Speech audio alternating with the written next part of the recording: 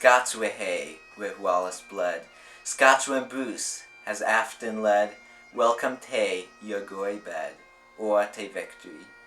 And thus Robert the Bruce began his challenge to his Scottish brothers in the face of what would prove to be the pivotal Battle of Bannockburn in the 1793 poem by Robert Burns.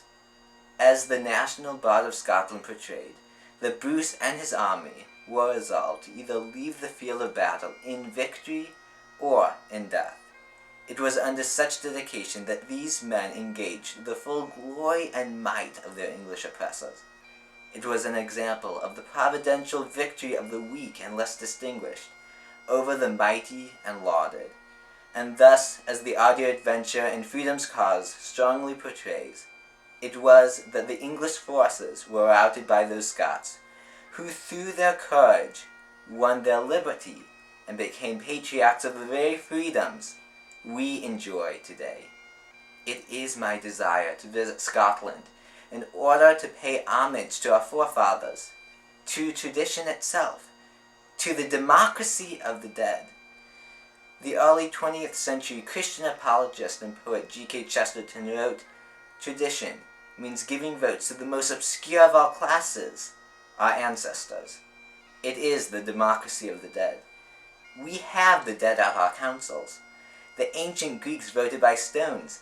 These shall vote by tombstones. It is all quite regular and official. For most tombstones, like most ballot papers, are marked with a cross." End quote. And thus through the legacies of Bruce and his men, they, though dead, now speak to us, even as they spoke to the forefathers of our own nation.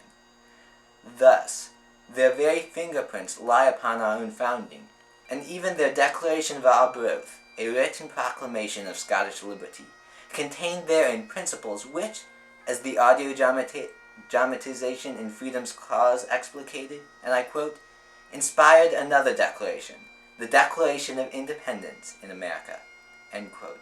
Thus it was that the American founders stood much in the steps of the Scots before them, and, in their own struggle against an English yoke, would have agreed heartily with the closing lines of Robert Burns' pre-mentioned poem.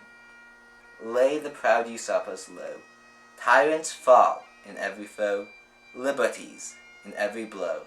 Let us do or die.